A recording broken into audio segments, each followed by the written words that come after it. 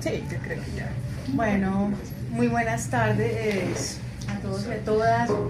Quiero primero que todo agradecer a Paola por esta invitación a hacer estas conversaciones, estas charlas aquí en este espacio. Es una librería que me gusta mucho, creo que es mi favorita del barrio, entonces siempre la visito asiduamente, estoy pendiente de los libros que están mostrando, entonces es un placer estar aquí. Hemos estado en otras ocasiones con algunos de los estudiantes que tengo en la Universidad del Rosario, con quienes sacamos adelante varios seminarios, entonces hemos tenido un par de sesiones aquí, yo creo antes, pero es la primera vez que voy a como tener esa conversación que estoy proponiendo. De hecho, lo que estoy proponiendo hacer en esta ocasión es un diálogo con un libro de Catherine Malabou que se llama Al ladrón. Entonces esa va a ser la base, pero quería contarles un poquito cómo llego a este libro también, cómo llego, es decir, este título que propuse para la conversación, que es Filosofía, Anarquía y Anarquismo, es el título que tenía el seminario que dicté hace ya un par de años más o menos, porque primero se hizo ese seminario sobre filosofía, anarquía y anarquismo, luego le siguió un seminario que era sobre la cuestión de las humanidades, el humanismo, el antihumanismo, el posthumanismo. Luego siguió un seminario que fue sobre filosofía del espacio insular, donde estudiamos pero los textos, digamos, del canon más clásico alrededor de la figura de la imagen de la isla. Estoy explicando todo esto para que vean por qué o cómo llego a Catherine Malabou. En ese seminario de filosofía del espacio insular estudiamos entonces, por ejemplo, la imagen de la isla de la Atlántida, como aparece en Platón, la isla de Utopía en Tomás Moro, la Nueva Atlántida de Francis Bacon, luego pasamos por la literatura, La Tempestad de Shakespeare, pero también Robinson Crusoe, las aventuras de Gulliver. Luego regresamos a Kant, siempre tejiendo entonces textos de filosofía con textos de literatura, y obviamente en eso apareció muchísimo el motivo de la utopía, y por supuesto varios de esos autores que aparecían tanto en el seminario sobre humanismos y posthumanismo como en el de filosofía del espacio insular, aparecían autores que han sido reivindicados también como en el corpus en las posiciones anarquistas. El Tomás Moro, Utopía, es uno de esos textos que han servido para fundamentar como distintas corrientes. Entonces por ahí venía, y este seminario de este semestre lo he enfocado, se llama también Filosofía del Espacio Insular, pero está centrado en el archipiélago y es un estudio esencialmente de autores del Caribe. Esto es un poquito para decirles cuál puede ser mi interés, habiendo hecho una tesis doctoral hace ya mucho tiempo, que está muy atrás, la terminé en el 2000, mi tesis era Ontología y Política, ¿no? El problema de lo político desde una perspectiva de una ontología materialista. Ese fue el punto de partida hace más de 20 años, 25 años, y cómo voy llegando entonces a un momento que llamo yo como el giro espacial, ¿no?, en el pensamiento contemporáneo, y empiezo a trabajar muchísimo toda la cuestión de la espacialidad, la importancia que tiene, cómo se puede verificar no solamente en la historia de las matemáticas y de la física, sino cómo puede verificar su efecto en las ciencias sociales y en particular en la filosofía, para también entender la importancia que podría tener autores de lo que se llama el postestructuralismo, como Foucault, como Deleuze, entre otros.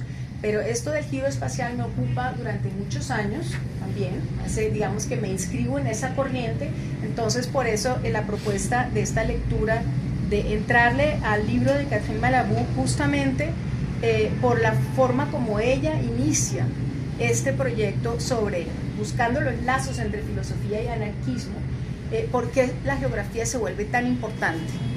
Entonces esto es una explicación finalmente este estudio desde un análisis del arqué, ¿qué quiere decir arqué?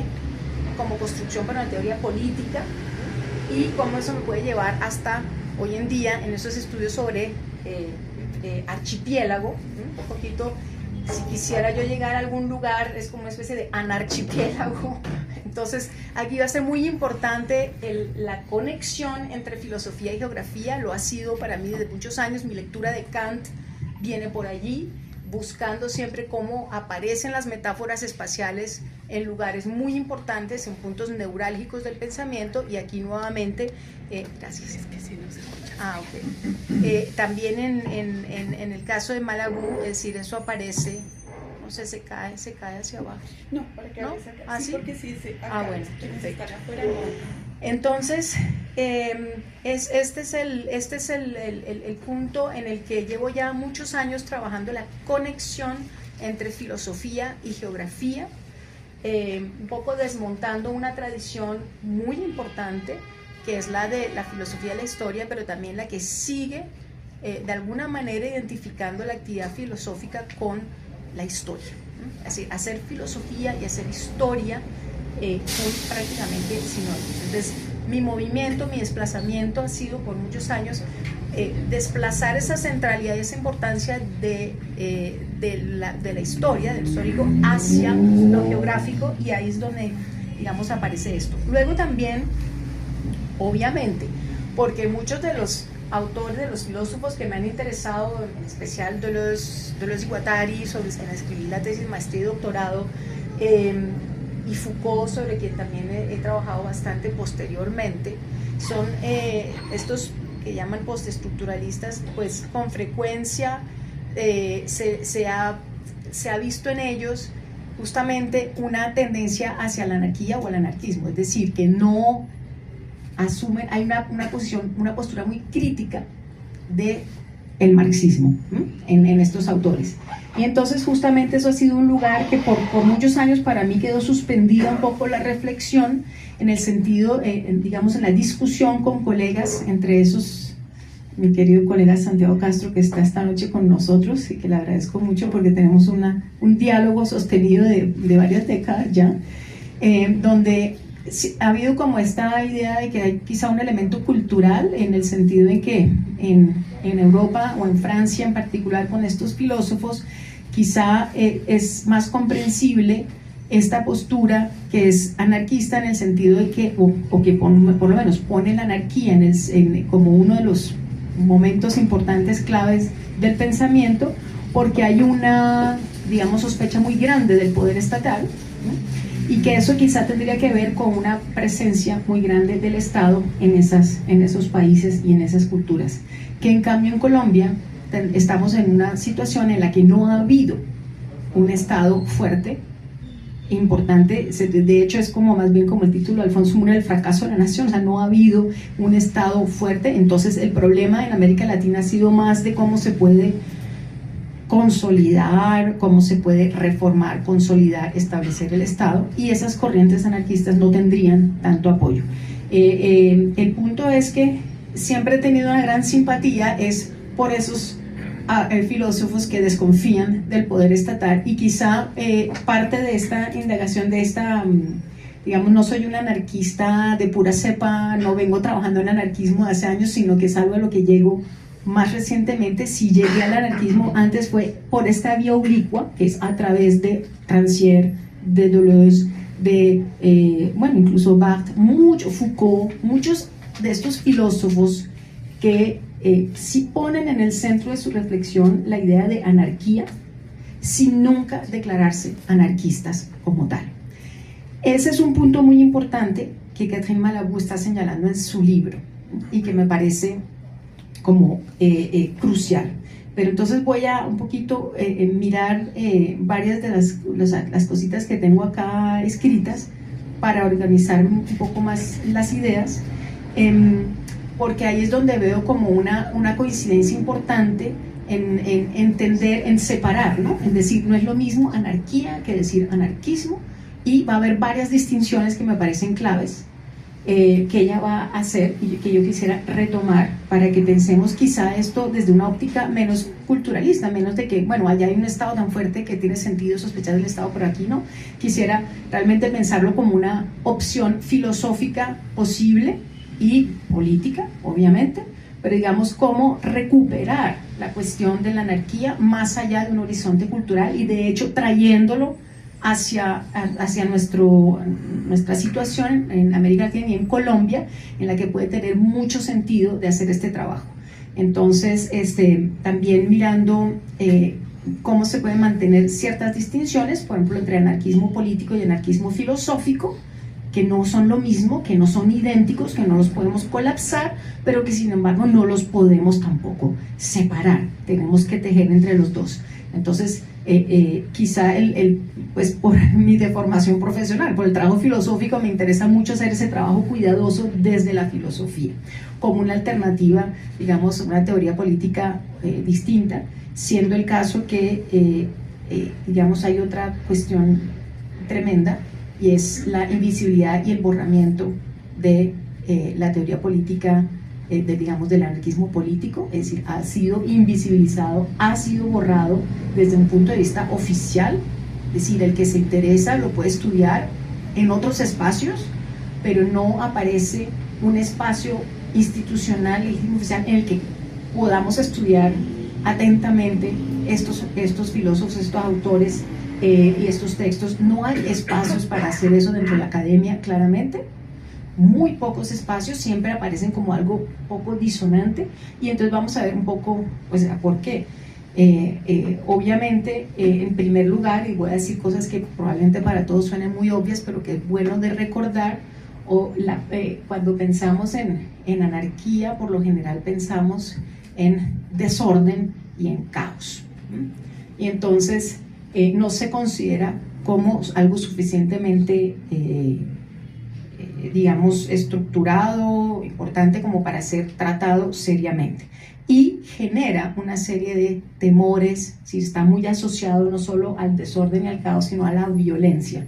Entonces hay un rechazo de la parte de muchos filósofos, incluso bueno, como decíamos, a aceptar la idea de anarquía en lo que tiene de emancipador, en su potencia de insurrección y de emancipación, pero a no asumir una posición, es decir, a no juntar el anarquismo filosófico con el político por miedo a ser asociado, digamos, con unas posiciones políticas radicales que en ciertos momentos hacen uso de la violencia. Pero como todo movimiento político, es decir, también distintas formas de marxismo han utilizado la violencia, pero en el caso del anarquismo parece resaltarse más. Entonces obviamente hay una importancia muy grande en poder hacer ese recorrido, en poder, yo recomiendo mucho un documental que probablemente muchos de ustedes conozcan, pero en caso de que no lo conozcan, el documental que hizo Tancred Ramonet, el hijo de Ignacio Ramonet, es documentarista y hace un documental en 3 libros, se llama el libro 1 sobre la historia del anarquismo político, ¿no? Entonces, ese documental, por ejemplo, es realmente muy, muy interesante por la cantidad de material de archivo gigantesco que recoge, que reúne, no solo los datos históricos que necesitamos conocer, saber, sino también el apoyo en las imágenes de archivo, en lo visual. Es muy potente visualmente, y ahí descubre uno realmente una serie de episodios tremendos, empieza uno a entender mejor, digamos, las distintas rutas que van a darse desde posiciones del socialismo hacia, en distintas, unas corrientes del socialismo reformistas, apoyados más bien en la idea de que, digamos, a partir del reformismo y de la ley se podría llegar a una socialdemocracia. Entonces todas estas corrientes, otras corrientes en las que se puede mirar la posibilidad o la potencia que puede tener el voto sumado a unas fuerzas insurreccionales, y que a través digamos, de la dictadura del pueblo, en cierto marxismo, pues llevaría hacia una forma de comunismo.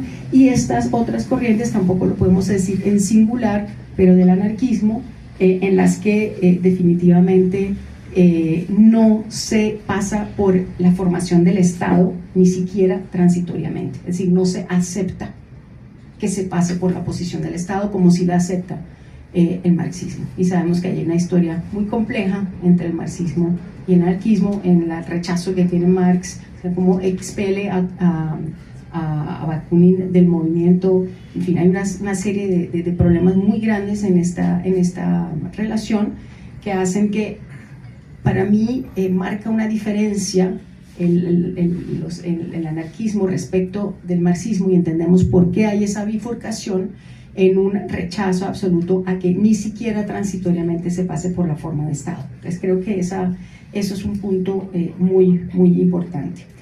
Entonces, bueno, esto es como una cuestión muy rápida, y quisiera como retomar desde las tesis de Malabú, porque sí. Sí, se llama, desde Tangent Mora, se llama La Anarquía, creo que se llama una historia del anarquismo, una historia del anarquismo. Sí, en 3 libros, y lo consiguen en YouTube, es en perfecta calidad, ¿no? Y realmente es increíble. O sea, yo estaba estupefacta cuando veía el documental, que lo vi por primera vez hace como 2-3 años, porque desconocía la cantidad de episodios. Digamos, cuando hablamos de borramiento del anarquismo, es en los 2 niveles, en el nivel obviamente simbólico de la historia, etcétera, pero el nivel físico, es decir, los fusilamientos a individuos, las masacres. Sí, es una cosa absolutamente impresionante del aplastamiento de este movimiento, y ese documental lo muestra con lujo de detalles, fecha por fecha, los protagonistas de esta historia en distintas partes del mundo. La amplitud del movimiento es lo que lo deja a uno atónito, ¿no? Que hubiera sido el movimiento más popular, con grandes números de militantes, ¿sí? Miles. Es decir, por ejemplo, ahí uno descubre que la revolución bolchevique sin los anarquistas es imposible, no se gana, ¿no? Entonces es algo que me parece que tiene una gran fuerza, y, como digo, bien documentado, no es ideológico, es realmente bien presentado y bien documentado. Entonces creo que ahí también tenemos como muchos cuestionamientos que hacernos, ¿no? En términos de como hecho histórico, como fenómeno histórico, la fuerza que hubo, cómo hubo ciudades como Barcelona que tuvieron un funcionamiento de autonomía perfecto, y cómo es aplastado luego en el momento del surgimiento de Franco y la Guerra Española, los distintos momentos en que surge y es aplastado después, por ejemplo, en Rusia con la revolución bolchevique, cómo es aplastado. Y yo diría que en cada caso hay otro caso que se analiza en el documental y que yo quisiera estudiar mejor. No les voy a decir que lo conozco, es una pista de investigación, que es la lectura que se hace desde ese documental de la Revolución Mexicana y de las 2 tendencias que se van a dar entre los zapatistas y los hermanos Fernández Magón, ¿no? Y es Flores Magón. Esas 2 tendencias, como, digamos, justamente lo que se muestra en el documental, de hecho, es la primera revolución, es antes que la revolución bolchevique. Y cómo estamos en México y se suman muchas personas, o sea, Magón Mandieles y todos los grandes anarquistas apoyan esta revolución mexicana, ¿sí? Y de hecho se entrematan estas 2 corrientes, se entrematan y se agota y se acaba esto. En otras partes no es porque se entrematen, sino, como digo, porque los acaban. Entonces, digamos, hay como una muerte que hace que físicamente desaparece, ¿no? Porque son exilados, porque son encarcelados, porque son fusilados, porque son masacrados, porque se entrematan, etc. Y todo esto desaparece cuando era el movimiento de mayor amplitud e importancia en su momento. Y entonces creo que ahí la sospecha de Catherine Malabou es muy importante, y ahí sí conecta, digamos, con algo que una beta que llevo en mí desde mucho antes incluso de estudiar filosofía y de estar disciplinada por la academia, que es un cuestionamiento absoluto de la autoridad, un cuestionamiento absoluto de las distinciones, de la diferencia, de la división que se hace entre gobernantes y gobernados. Es decir, si uno, en el fondo de uno, siempre ha sentido que hay algo que no funciona con esta división entre gobernantes y gobernados, si uno siente ese rechazo muy instintivo hacia la autoridad, creo que uno tiene el caldo de cultivo perfecto para elaborar la cuestión de la anarquía y acercarse a sus corrientes, porque no es una sola, hay muchas formas de anarquismo, como decimos, unas formas con uso de violencia y unas formas pacifistas, unas formas ecologistas, etcétera, feministas, en sí. muchísimas formas. Y entonces uno puede ir encontrando su camino, pero creo que en la base sí hay esa raíz común, ese punto común, que no es tan compartido, no es tan universalmente compartido cuando uno mira las teorías políticas, cuando uno mira la filosofía política. Porque cuando uno mira la filosofía política, digamos, algunos autores que han marcado fuertemente la tradición, pienso en particular en Hobbes, la idea que se tiene digamos, hay una ficción que se construye desde la filosofía política, y es que el estado de naturaleza es la guerra de todos contra todos. Esa es una ficción política. La guerra, esa es la naturaleza, la guerra de todos contra todos. Y es ahí donde es muy importante el papel que puede jugar en este momento, y Malabú lo señala, yo creo que ese es el punto de entrada, es mi mismo punto de entrada para el retorno a la anarquía y el anarquismo, es la geografía. Los geógrafos en particular, específicamente Élisée Reclus y Kropotkin, que ambos son geógrafos, ambos son anarquistas, y la forma que ellos tienen de entender la naturaleza. Entonces, las conexiones que pueden establecer entre evolución y revolución, la contestación de una cierta lectura de Darwin, ¿no? De pensar que, por ejemplo, desde esa visión de Hobbes y varias corrientes del evolucionismo, o sea, del darwinismo social, por ejemplo, se mantiene esta idea de que el más fuerte, digamos, es el que, digamos, el que prima, ¿no? Es como la ley del más fuerte, la selección se haría de esa manera. Pero lo que Kropotkin, en su ensayo El apoyo mutuo, que en francés se escribió l'entraide, que de hecho es un término que viene de Élisée Reclus, lo que muestra es que en la naturaleza, así como podemos observar, por supuesto, podemos observar fenómenos de antagonismo, lucha, de sobrevivencia del más fuerte, obviamente eso lo podemos observar, pero también podemos observar la cooperación, el apoyo mutuo, la entreayuda. Y para ambos, tanto para Kropotkin como para Élisée Reclus, es quizá más importante. Dicen, si pudiéramos observar ampliamente toda la naturaleza, y creo que es lo que nos están diciendo, quizá lo que vamos a ver, este es el punto quizá ideológico, podríamos discutirlo, lo que van a decir es más conducente a la proliferación y al mantenimiento y proliferación de la vida, la entreayuda y la cooperación, que digamos la fuerza la importancia de la fuerza para la sobrevivencia. Es decir, que va con la vida, que va hacia la vida, que va con el mantenimiento, el sostenimiento, la proliferación, la multiplicación de la vida, la cooperación y la entreayuda. Entonces dice, claro, entonces es un sesgo. Cuando uno piensa que los más fit, ¿cómo se dice?, los más aptos son los más fuertes, eso es un sesgo, en realidad no es científico, ¿sí? Ellos van a tener un punto ahí.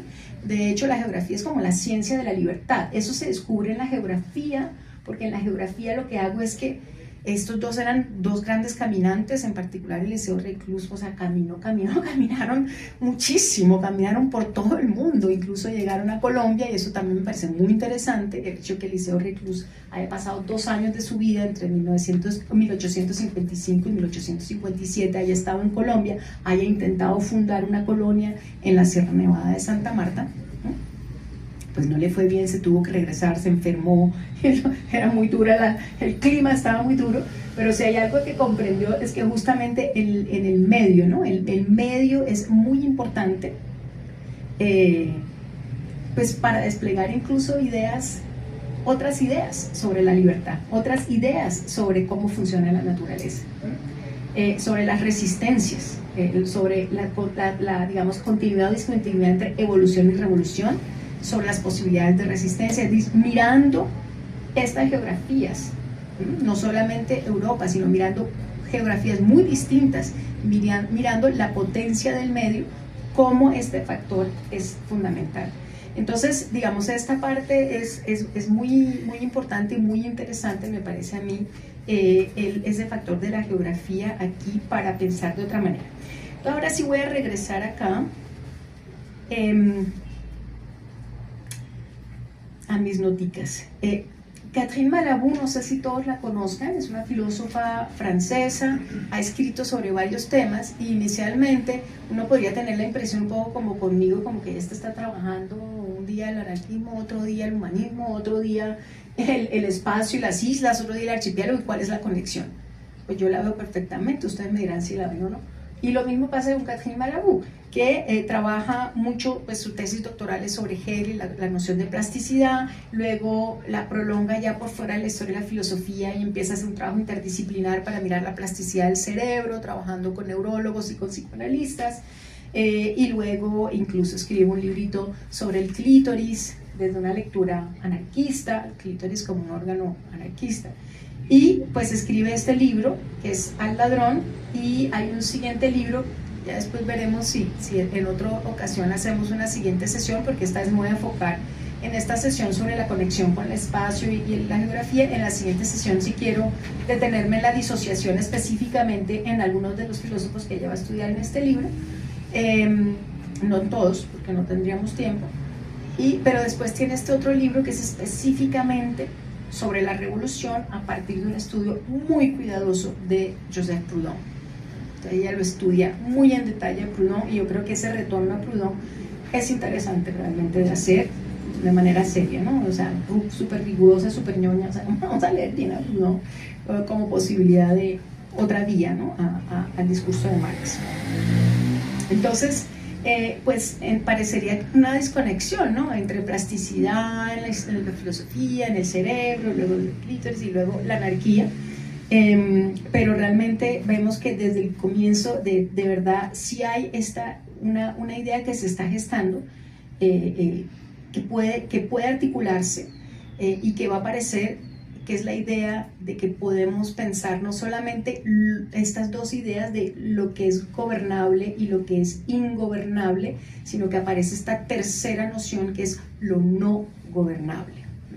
Y lo no gobernable es una idea que va a ser crucial y central en este libro, en esta elaboración de una teoría política, digamos, anarquista. Y eso es lo que podría atar, lo que permitiría ver cómo la cuestión de la plasticidad se enlaza tanto desde lo filosófico o lo político, lo ontológico, es decir, porque aquí obviamente va a aparecer la idea de anarquía y anarquismo desde una ontología política.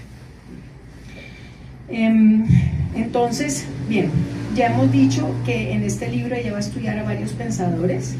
La lista de los pensadores son 6.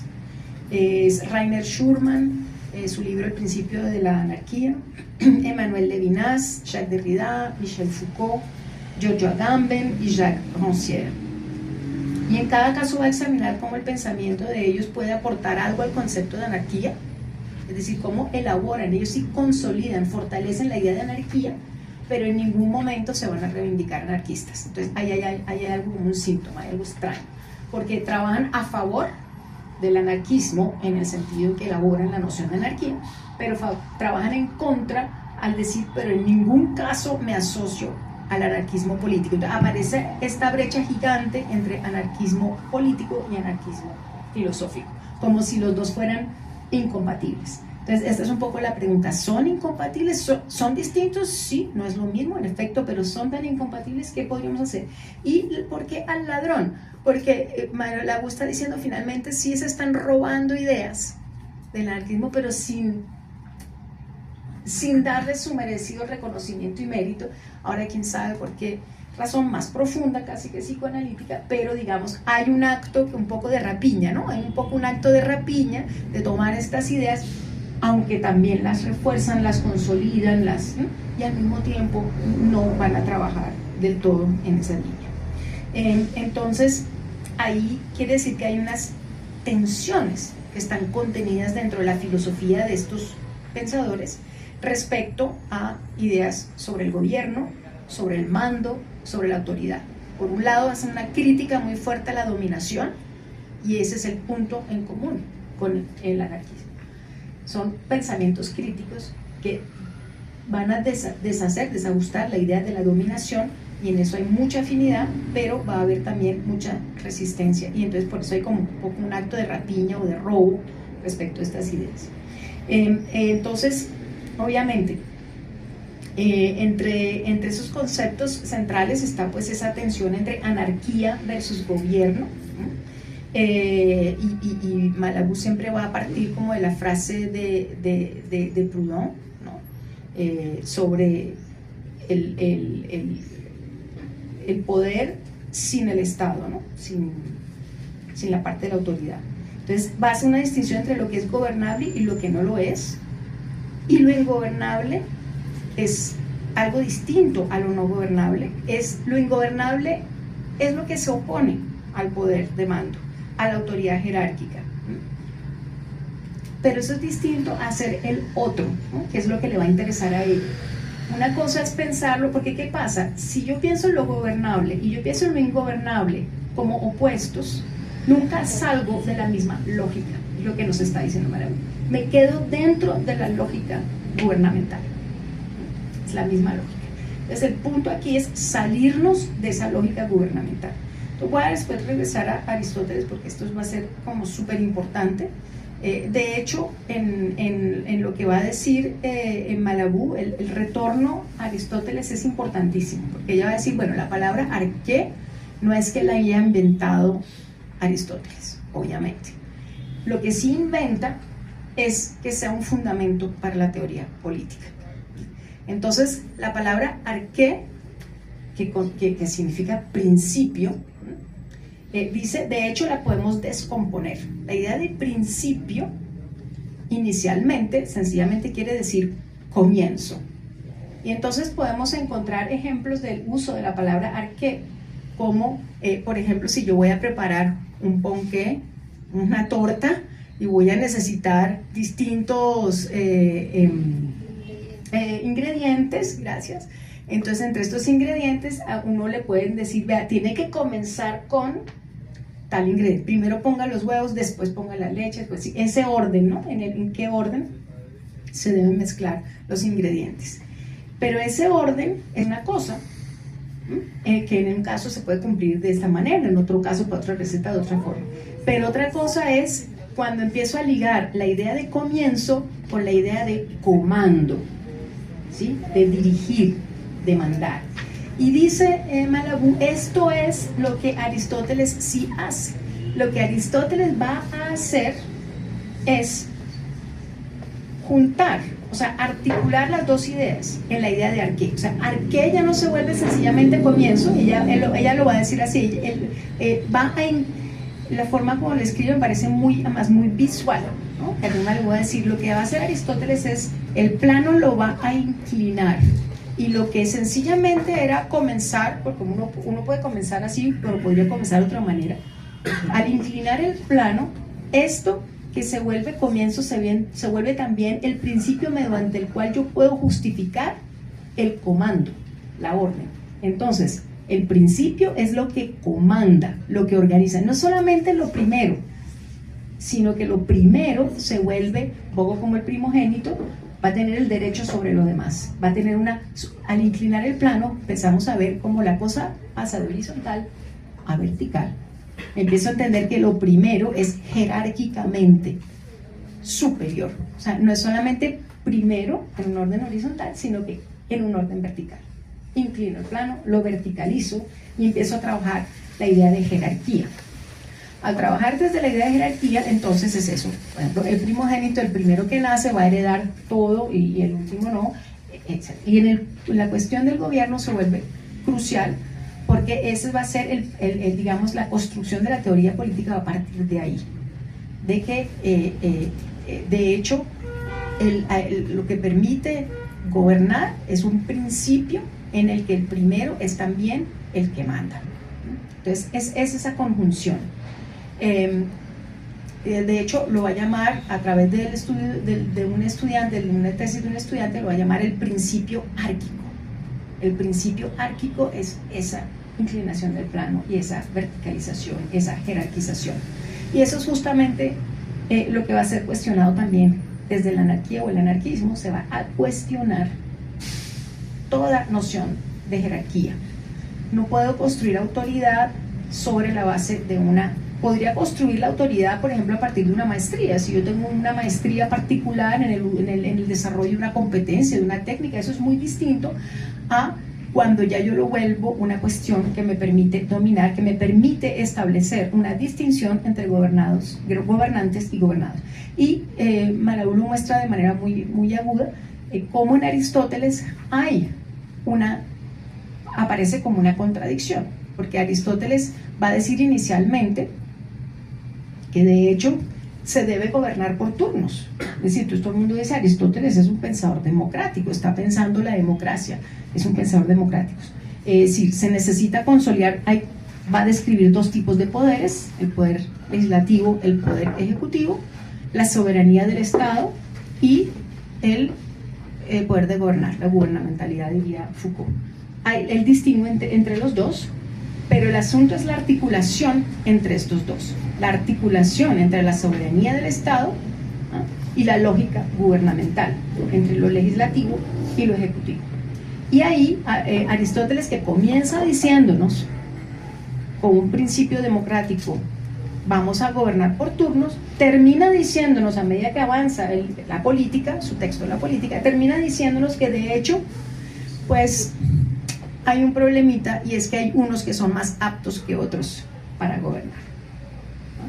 Y al hacer la distinción entre los tres tipos de clase, los aristoi, o sea, los aristocráticos, digamos la clase de los pensantes, y los siguientes, que es el pueblo, va a decir, finalmente, cuando miren la ecuación, va a decir, todos los hombres nacen con libertad. O sea, el problema de la libertad es que todos, el demos es todo el mundo tiene esa posibilidad de nacer libres por naturaleza. Pero algunos van además a tener la posibilidad de desarrollar un pensamiento, etcétera, etcétera. Entonces estos van a ser como, digamos, los intelectuales del paseo. Y luego tenemos los otros que son los oligarcas, o sea, tenemos los oligoi, los aristoi y el demos. Y los oligarcas van a tener el poder económico, los aristoi van a tener el poder intelectual, y el demos solamente tienen su libertad, no tienen más nada. Pero los oligarcas tienen poder económico más libertad, los aristoi tienen el poder intelectual más la libertad, el demos solamente tiene la libertad, no tienen ni el poder intelectual ni el poder económico. Entonces Aristóteles va a ir justificando poco a poco y lo hace a través de una aporía. Dice, ok, es verdad que todos podríamos, o sea, como todos nacemos libres, igualmente libres, todos deberíamos gobernar por turnos, pero o sea, por puro pragmatismo, aquí Aristóteles introduce un argumento absolutamente pragmatista. ¿Qué hago si tengo el poder intelectual pero no tengo el poder económico? No puedo gobernar. ¿Qué hago si solo tengo mi libertad pero no tengo ni el poder intelectual ni el poder? Entonces no puedo gobernar. Entonces le corresponde gobernar a los oligarcas, a los que tienen el poder económico. Y entonces Aristóteles funda justamente la tesis más antidemocrática que puede haber, que es que el poder debe estar en manos de quienes tienen el poder económico. Y empieza entonces también esa justificación de una forma de dominación. Entonces ya sabemos que los anarquistas, justamente Proudhon va a contestar toda forma de dominación, la del poder económico, la del poder político y la del poder religioso.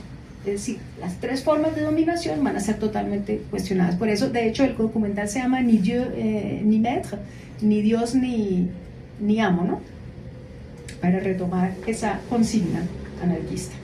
Entonces, esto es lo que Catherine Malabou está diciendo finalmente, es tremendo, porque desde la incepción, es decir, cuando comienza la filosofía política, cuando comienza ese fundamento, desde la filosofía empieza así en Aristóteles, y luego es como si no nos cupiera en la imaginación la posibilidad de que exista lo no gobernable. Entonces solamente podemos pensar en términos de lo gobernable y de lo ingobernable, es decir, de lo que supone a lo gobernable, pero en esa lógica de oposición, algo que queda atrapado dentro de la misma dialéctica, es decir, no hay salida, no hay afuera. Entonces aquí lo que se está postulando en Catherine Malabou es un otro, es realmente un afuera, es un otro, y eso es una Eso es yo diría, pues filosóficamente es un desafío, es realmente un reto. Es realmente un reto pensar por fuera, es decir, es como que somos capaces de imaginar todo menos eso. ¿Cómo imaginar justamente algo por fuera de cualquier posición de autoridad, por fuera de cualquier jerarquía?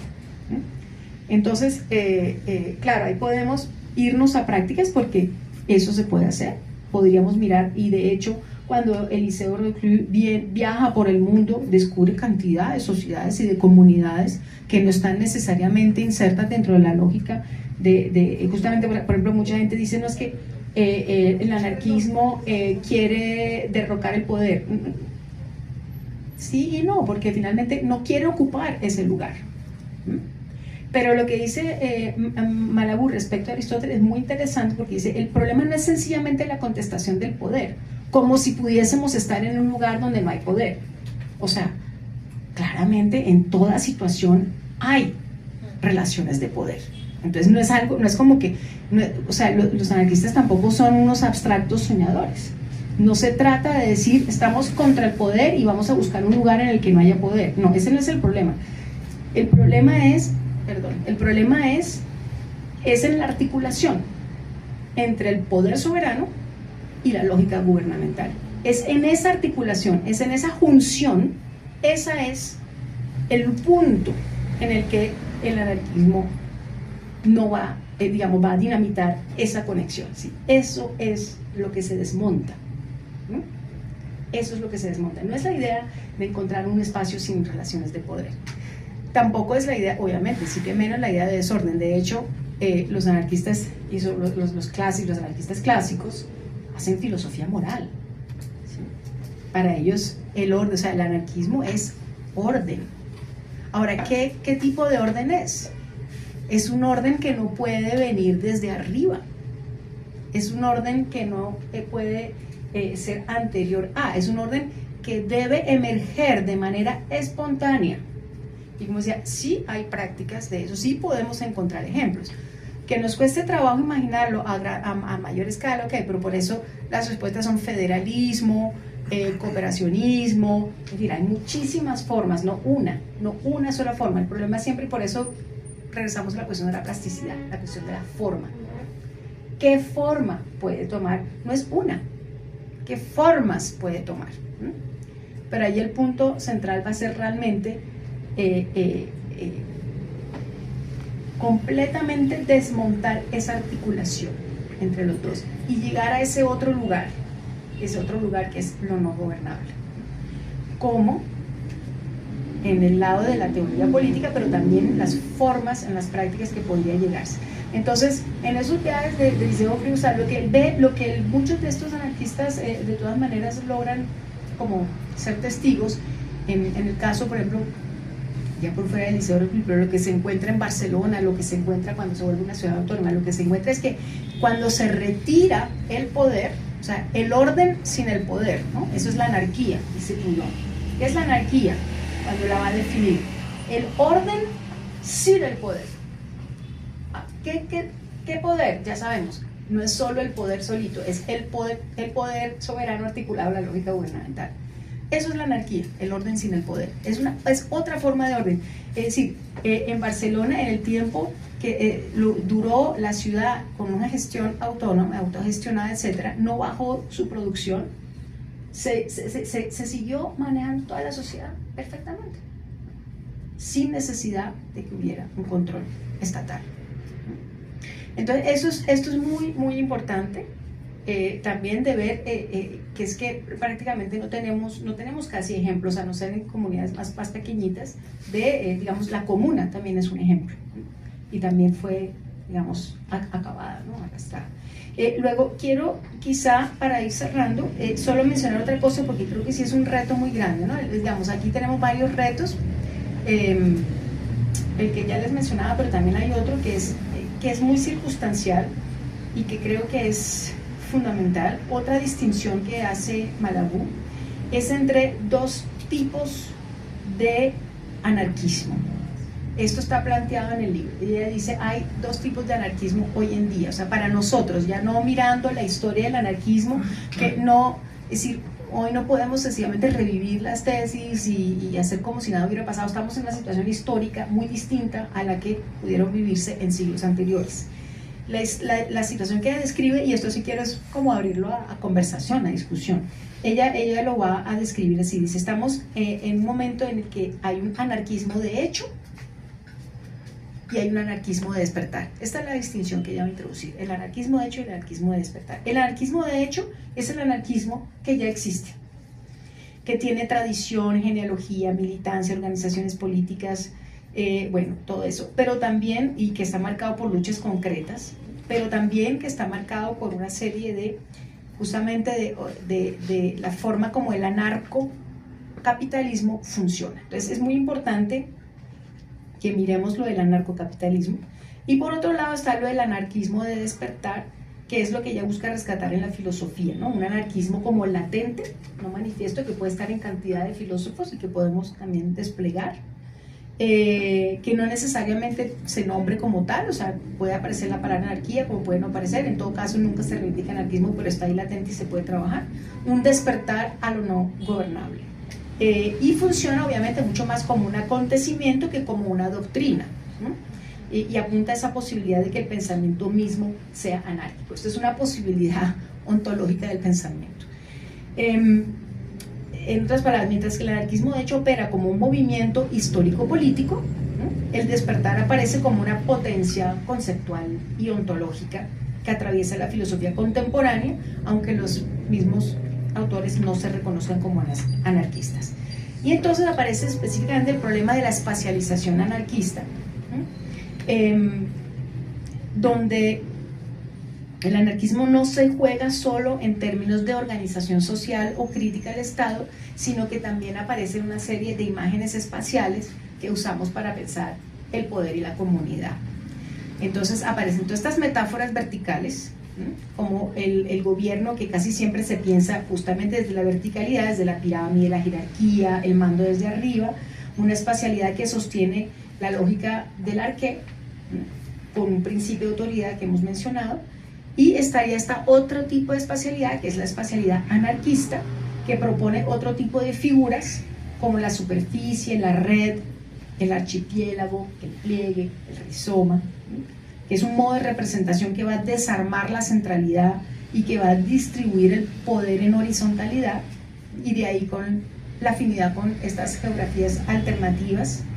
El anarquismo siempre piensa con imágenes también de espacio, y de espacios no centralizados, de espacios difusos y distribuidos. Vamos, eso es un trabajo que he hecho también por mucho tiempo, el pensamiento en imágenes. Uno no puede pensar sin imágenes, uno no puede pensar con conceptos puros, siempre se piensa con imágenes, y las imágenes son muy importantes, la verticalidad y la horizontalidad. Pero también vamos a ver un problema adicional actualmente con el anarcocapitalismo, ¿no? Porque hay una espacialización que no es un mero recurso literario, sino que es una condición ontológica y política para pensar lo ingobernable o lo no gobernable. Y entonces aquí es donde aparece la tensión principal, porque el anarcocapitalismo también juega con imágenes de libertad, de descentralización, de ausencia de gobierno central, ¿ah? Se apropia de esa espacialidad horizontal, toda esta idea de blockchains, redes, mercados autorregulados, privatización del espacio público, pero que obviamente ese tipo de horizontalidad del anarcocapitalismo pues no libera, sino que produce un no gobierno, que es muy distinto, que es la máscara, de hecho, de un hipercontrol económico. Y ella va a hablar no de neoliberalismo, sino ultraliberalismo. La expresión que ella va a utilizar es ultraliberalismo. ¿Sí? Lo que parece anarquía es más bien la supresión del Estado en favor de un gobierno absoluto del mercado, ¿no?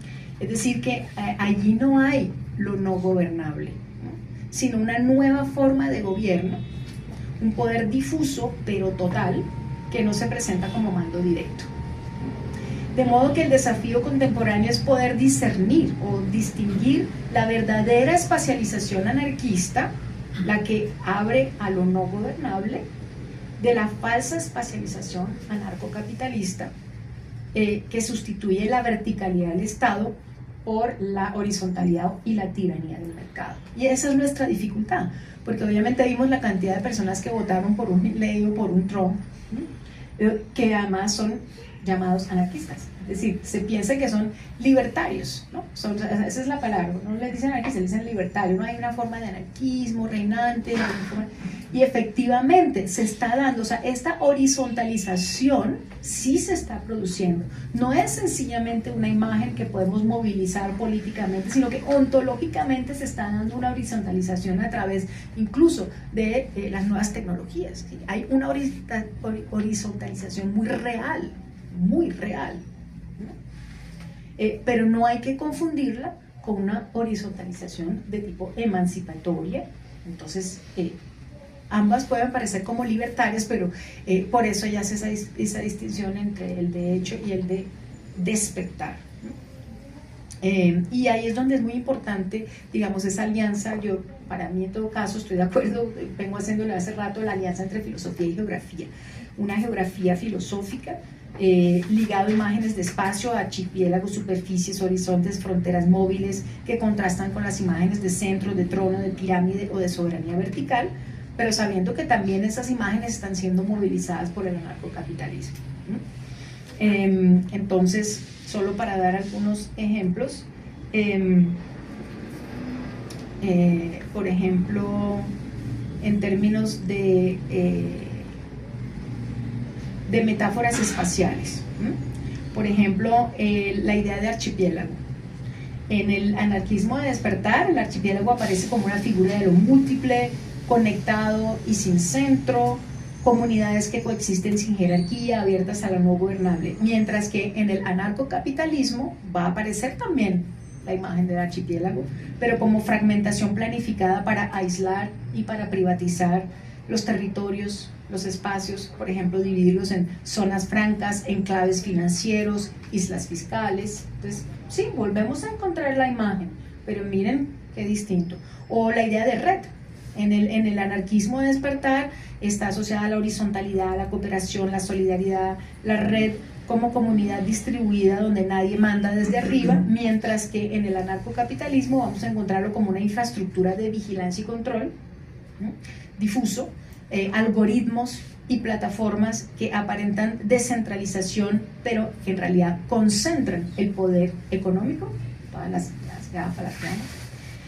La idea, por ejemplo, la imagen de pliegue, que en el anarquismo despertar está como inspirado incluso en Deleuze como un espacio no lineal, no jerárquico, como apertura de múltiples interioridades, diversidad de trayectorias, mientras que en el anarcocapitalismo lo que vamos a encontrar es una flexibilización neoliberal o ultraliberal del trabajo, por ejemplo, o sea, la flexibilización del trabajo maleable, adaptable, precarizado, el pliegue como exigencia de plasticidad productiva, es decir, todo puesto en función de la productividad, la precariedad. Otra imagen como la de superficie, en el anarquismo de despertar sería más bien como un espacio, una igualdad radical.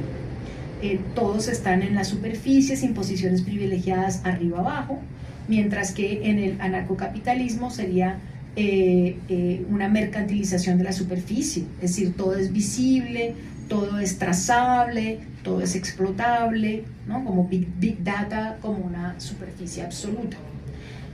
Otra noción como la de horizonte, en el anarquismo despertar sería como un espacio abierto de lo posible, de lo no gobernable, de la invención comunitaria, mientras que en el anarcocapitalismo sería como un horizonte limitado por el mercado, es decir, una expansión, un horizonte ilimitado del mercado, una expansión infinita, un crecimiento sin límites disfrazado de libertad. Y la noción de frontera móvil, como una capacidad de las comunidades para redefinir sus bordes, abrirse y cerrarse según necesidad. Y por el lado del anarcocapitalismo aparecería más bien como estas fronteras flexibles del capital, ¿no? Movilidad para inversiones y mercancías, pero no para personas, desplazamiento de límites en función de los beneficios, etc. Entonces siempre vemos que, de hecho, la horizontal, no es que podamos decir que el capitalismo es vertical y el anarquismo es horizontal. No. La horizontalización se produce tanto en el capitalismo, que ahora llamamos anarcocapitalismo, y por eso pueden aparecer figuras como la de Trump, la de Milei, etc. Y por el otro lado, esta otra cosa que ella llama anarquismo despertar, y que no sé si podríamos imaginar como otros nombres para esto. ¿Qué tal nos funciona? En francés funciona bien, ella lo dice anarquismo d'éveil. El éveil es una palabra muy bonita porque no es solamente despertar, es como, bueno, sí, es como algo como que tiene que ver con una sensibilización, una concientización, etcétera, o quizá pensar otras distribuciones de lo sensible. Rancière está al final del libro y creo que es muy importante el impacto que puede tener, no solo, digamos, los 6 autores que va a trabajar, tiene un efecto a la larga, en la acumulación también, ¿no? Atravesar todo el pensamiento de estos autores desde esa óptica, desde esa perspectiva, abre muchísimo también estas posibilidades.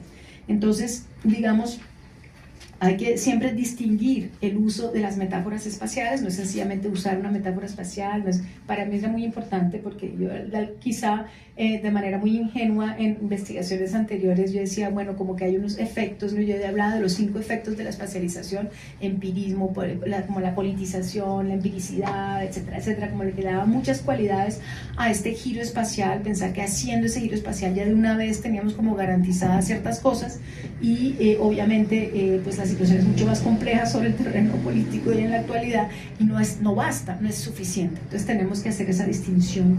Para mí esa ha sido parte de la trayectoria, ¿no? La trayectoria de no solo poner en el centro, digamos, lo que yo digo que yo hago es geofilosofía, no filosofía, pero tendría que agregar como una geoecofilosofía anarquista.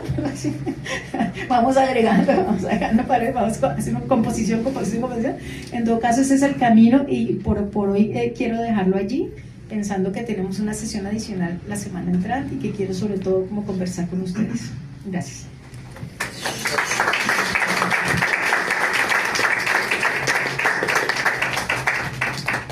¿Cómo hacemos?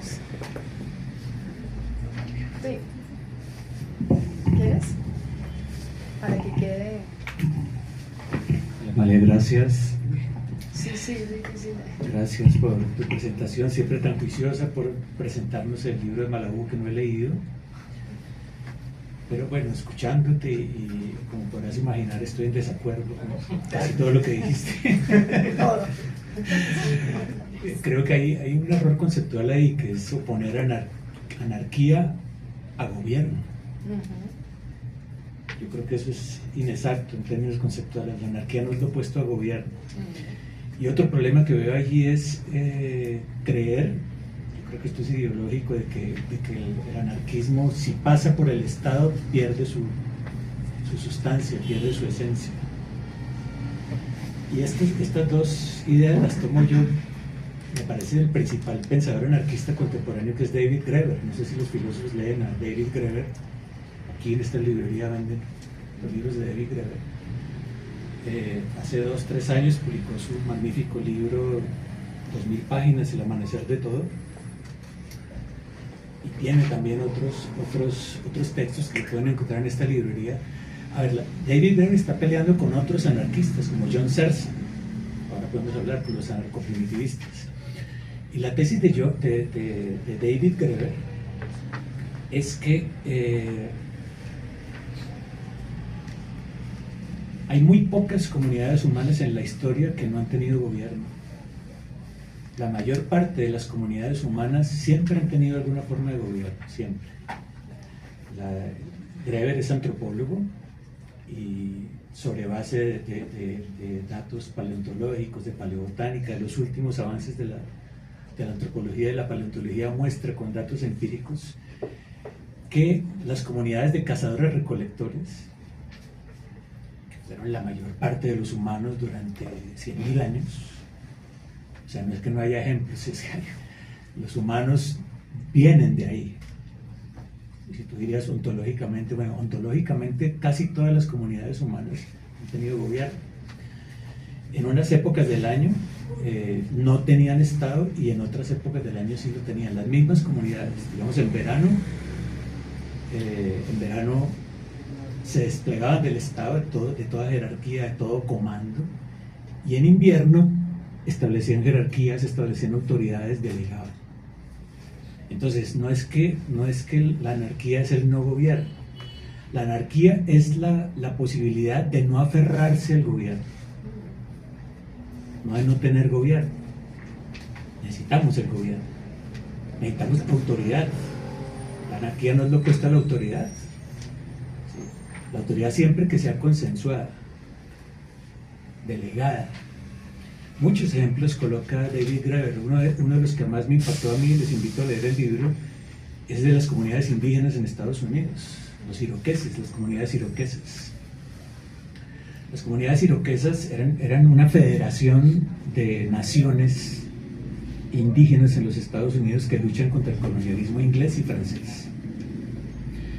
Y estas comunidades se organizaban federativamente, elegían sus autoridades, pero estaban dispuestos a desobedecer a esas autoridades cuando las leyes que promulgaban esas autoridades rompían el consenso. Entonces ahí es el momento de verdad del anarquismo. Cuando tú eres capaz de desobedecer la ley o la norma porque violas un pacto que se hizo previamente. Pero no es que no tuvieran gobierno. ¿Sí? Ahí coloca muchos otros ejemplos. A ver, la idea es la siguiente. Graeber está en contra más o menos de lo que tú acabas de decir, de la idea de que ontológicamente, de que la cuestión es ontológica, pues, el no tener gobierno. Esto contradice todos los datos empíricos posibles.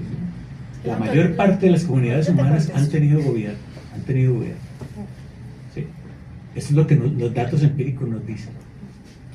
Y Graeber se opone a otros anarquistas, porque digamos el libro de Graeber y Wengrow es una pelea entre los propios anarquistas. Está en contra de anarquistas como John Searson, que también encuentra los libros aquí en esta librería. John Searson es un anarquista norteamericano que dice más o menos lo que tú dices, que no hay que pasar por el Estado, que el espíritu de la anarquía es no tener gobierno, es desobedecer, la desobediencia permanente, no aceptar que me manden desde arriba. Claro, ahí tienes toda la razón de que en verdad el espíritu anarquista se opone a la jerarquía, cuando la jerarquía no es consensuada. Cuando la jerarquía es consensuada, eso se llama heterarquía. Entonces el anarquismo es una forma de heterarquía, ¿no? Y en ese sentido tienes razón en que se opone a la jerarquía, pero no significa que no haya jerarquías.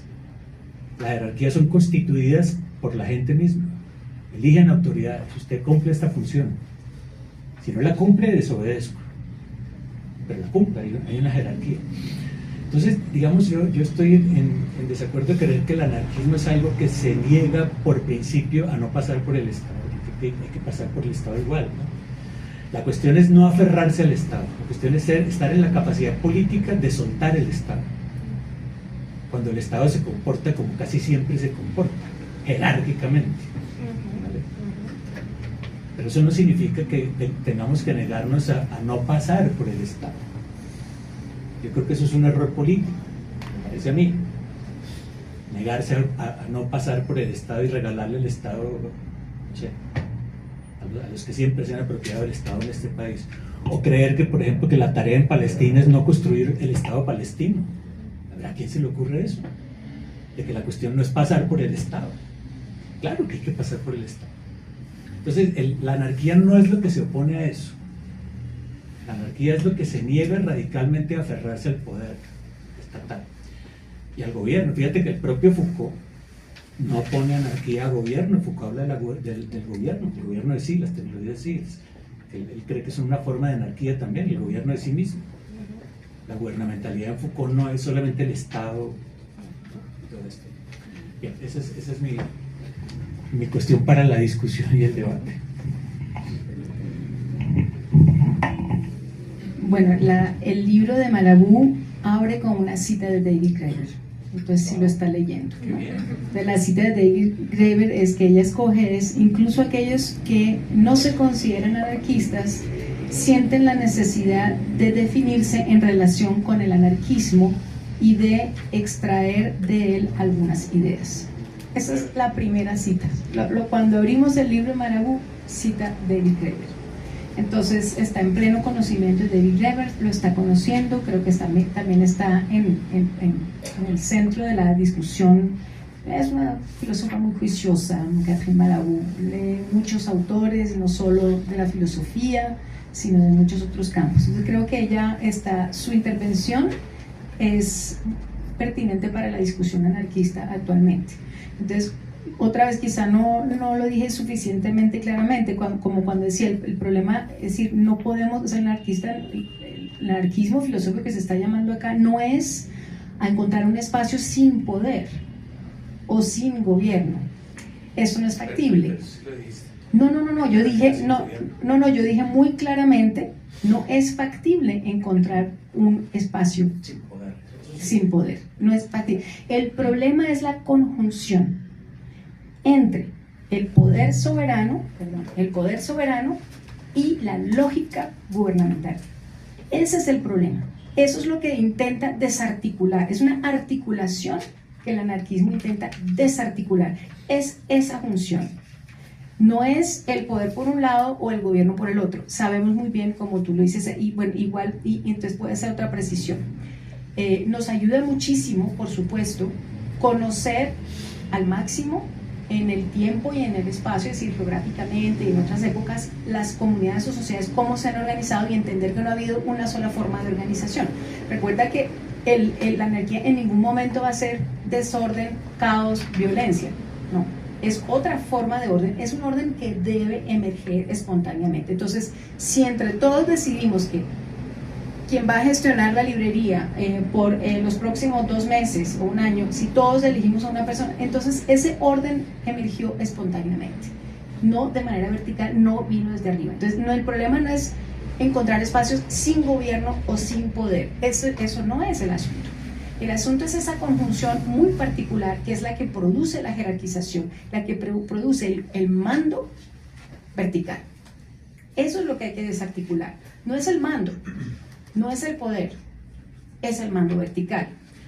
Entonces, esa segunda aclaración. Tercera aclaración, cuando tú me dices, sí, entre más se estudia desde la paleontología, tenemos registro de todo esto y evidencias, claro, pero eso no es ontológico. Eso es histórico. Esto no es ontológico. O sea, aquí ontológico, aquí sí es un trabajo desde la filosofía, desde la potencia del pensamiento, de lo que no es de lo que ha sucedido. Lo que ha sucedido es de los fenómenos y de eso hay historia, de eso hay rastro. Pues, el problema no es tanto lo que ha sucedido, sino lo que está sucediendo y sobre todo lo que quisiéramos que sucediera. Entonces ahí sí estamos convocados desde la pura potencia del pensamiento a pensar lo que más nos cuesta pensar.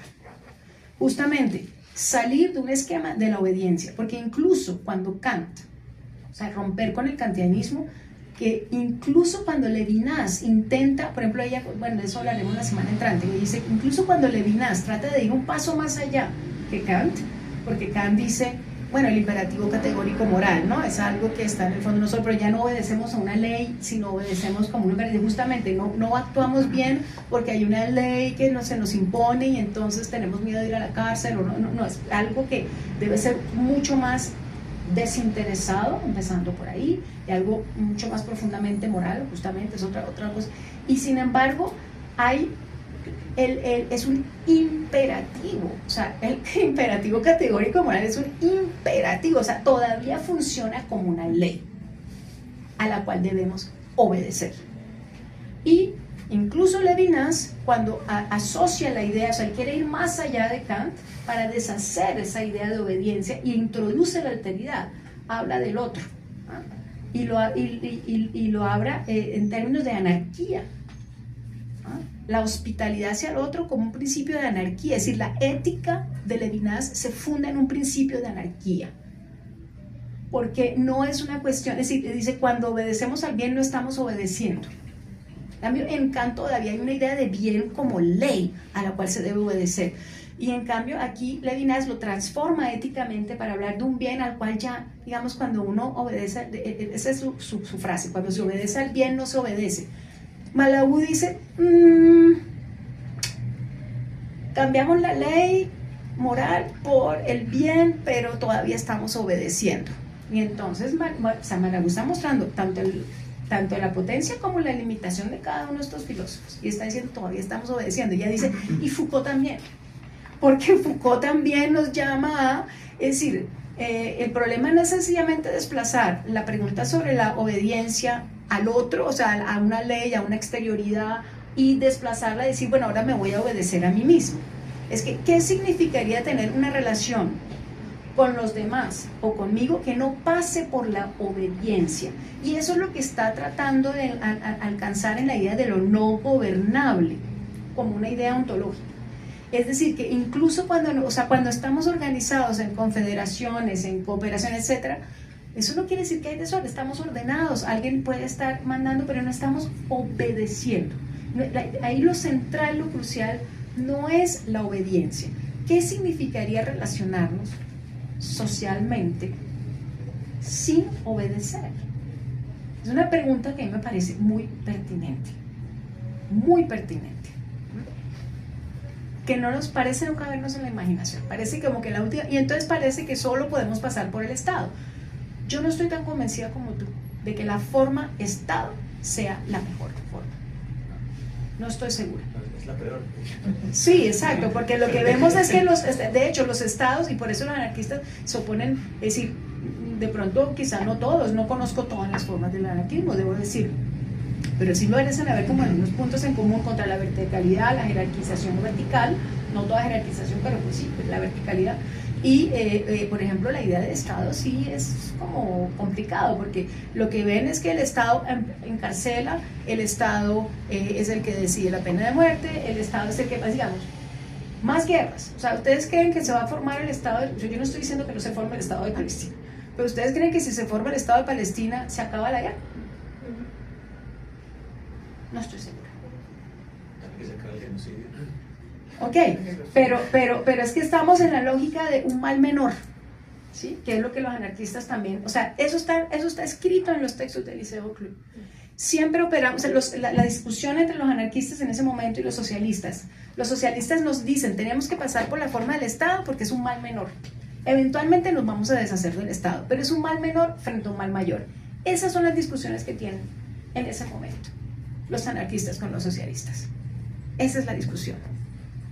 Y los anarquistas son los únicos que se resisten en ese momento, y a mí me parece que es un momento muy interesante que podemos estudiar nuevamente, porque escuchamos las voces de los socialistas, pero no escuchamos las voces de los anarquistas de esa época, no los estudiamos. Entonces, ¿qué pasa cuando los anarquistas le dicen a los socialistas, no, es que ni momentáneamente vamos a pasar por la forma de Estado? Eso es algo que le cupo en la cabeza a ellos, hicieron comunidades, etcétera, etcétera, que no cupo en otras. Entonces, ¿qué pasa en esos ensayos? Que son aplastados y no se les da como un curso. Pero vamos a escuchar a otras personas. ¿Sí? Sí. Bueno, ya está. Allá. ¿Sí? Yo no sigo para moderar. Es que quería seguir eso que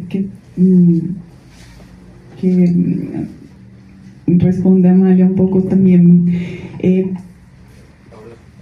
solicitando también un poco, no sé si de claridad o de rigor cuando se hace una pregunta o una afirmación en torno al Estado, ¿no?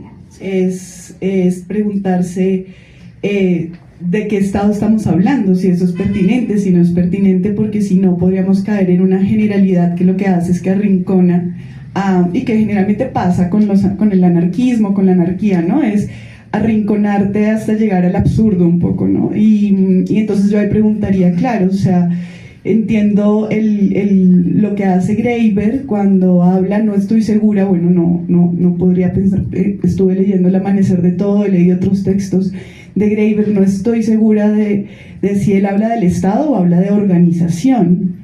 Y es un poco retoma, a mi manera de ver, no sé, esto que hace Kropotkin cuando hace toda una genealogía un poco como de la organización de diferentes, primero pues de conjuntos animales, pero dedica una gran parte a la organización de diferentes comunidades humanas, planteando pues cómo hay una organización, sin duda hay una organización, y ahí me preguntaría Si a eso corresponde el gobierno, al organizar la vida y al organizarla y al gobernarla de una manera colectiva en este caso, y desde la mirada de Kropotkin de manera mutualista, que claro, puede tener todas las, ya digamos, por ejemplo, los transindividualismos replantean y dialogan, incluso refutan la idea del mutualismo, en fin, digamos, obviamente hay muchos lugares desde el cual esas miradas de la anarquía y de los anarquismos pueden ser interrogadas, pero en este caso no sé si Graeber habla de que habían estados en las sociedades paleolíticas, él empieza a hablar del paleolítico, incluso plantea la pregunta o reafirma la pregunta que se hacen diferentes pensadores sobre cómo en estas organizaciones, sin tener un Estado, había una organización. Y ahí también sería interesante pensar, y de verdad lo pregunto a ustedes dos, sí, porque no lo desconozco, ¿se puede pensar algo como un Estado que no sea el Estado moderno? Y si ha existido alguna alternativa al Estado moderno, que creo que es justamente a lo que se opone el anarquismo contemporáneo, y digamos ya la anarquía desde el punto de vista contemporáneo es a la forma del Estado moderno de organizar y de gestionar el gobierno también de lo colectivo y de la vida. Entonces ahí me parece que sería importante también tener como esa precisión, o si no, pues nos quedamos como reducidos al absurdo, ¿no? Creo. Acá. Ay,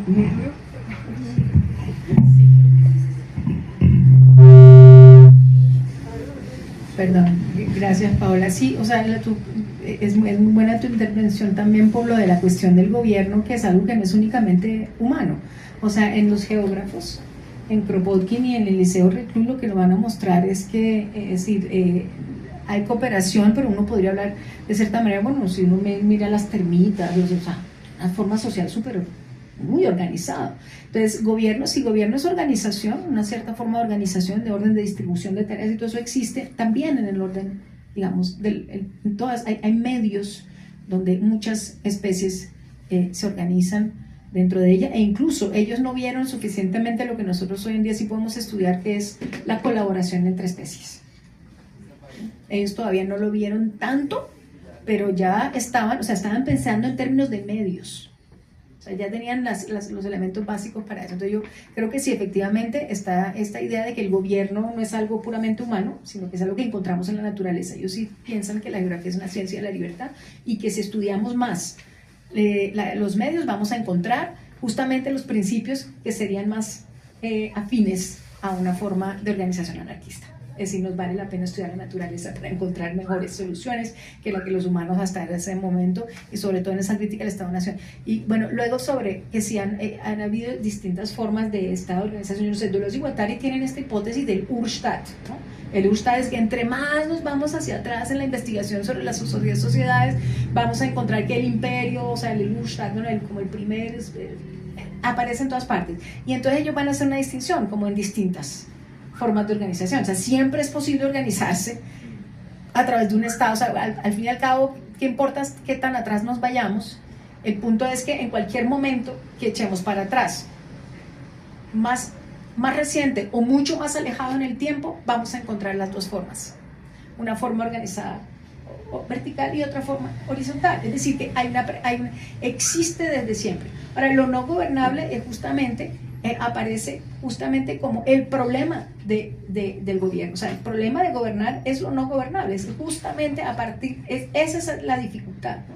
Pero siempre encontraríamos, no importa qué tan reciente o qué tan atrás nos vayamos, vamos a encontrar las dos posibilidades. Y también ellos lo van a decir, o sea, él dice,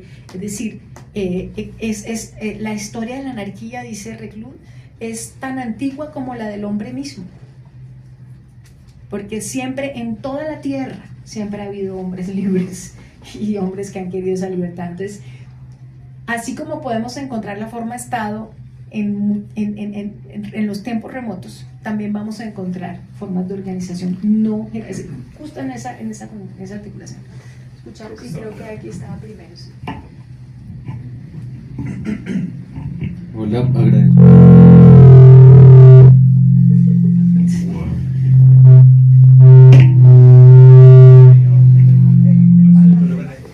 Pero,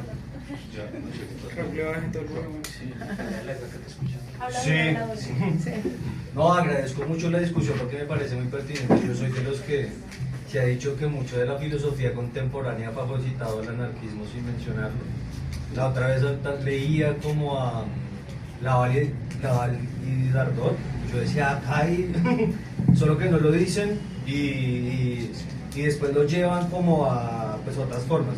Pero, y muy interesante también, porque yo eso también digo que después de Foucault, por ejemplo, la teoría anarquista más histórica, más clásica, sí se transformó en sus formas de pensar el poder, de forma ya no mediante la imagen verticalista, sino también reticular, y que el poder también